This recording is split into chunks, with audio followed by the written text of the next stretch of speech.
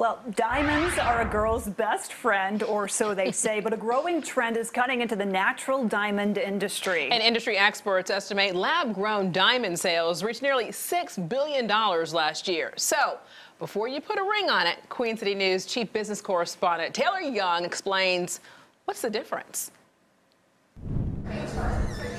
When it comes to making a living,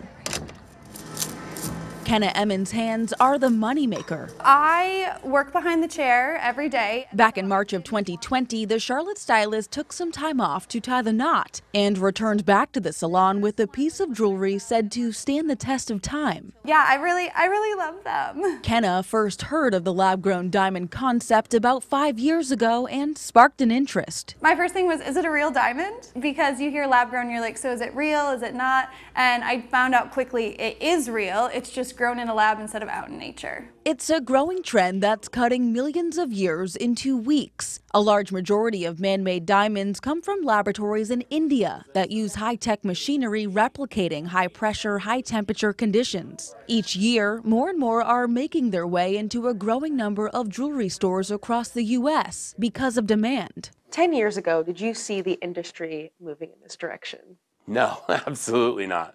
Absolutely not. 10 years ago, we were still understanding how to grow diamonds. Nick PIERIE caught on to the trend in 2017. That's when he opened Bare Diamond, a jewelry wholesaler with a showroom in Charlotte. And we have access to both mined and grown diamonds, and 99.5% of our business is lab-grown diamonds. So what's the draw? The jewels in his shelves look, shine, and feel like the real deal. But are they? Grown diamonds are physically, chemically, and visibly the exact same thing as a mined diamond. The only difference between the two is, how did it get here today, right? Was it grown in a lab or was it mined out of the ground?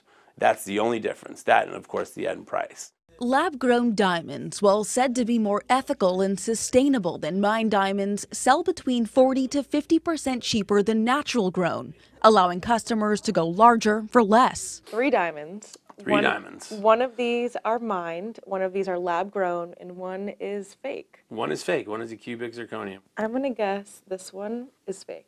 Correct, you got that right. And I'm gonna guess that this one is lab grown. Wrong. So this one is the lab mined grown. diamond, and the one in the center is the grown diamond. I mean, between these two, But you can't really tell the can't tell. There's a lot of jewelers that will say, I can tell the difference. They're lying. You can't.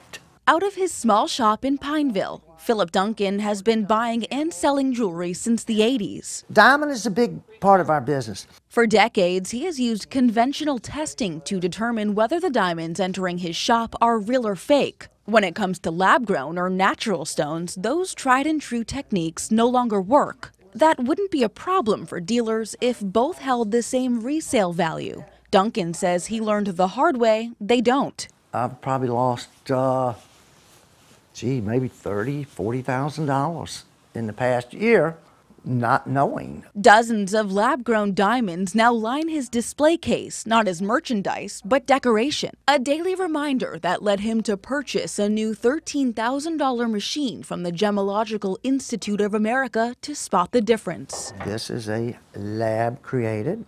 That you accidentally bought. Yep, for probably $3,000. Ha ha ha. How sick I was. The machine uses light to detect small defects in the stone, something lab diamonds don't normally have. Refer. Asking for more testing. Pass. And this is passing.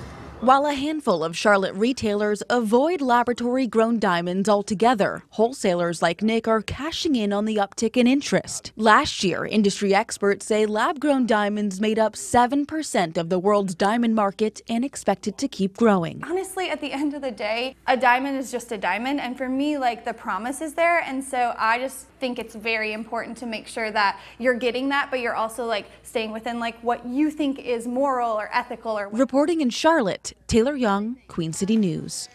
And for more interesting deep dives like this, you can just head to our website at qcnews.com.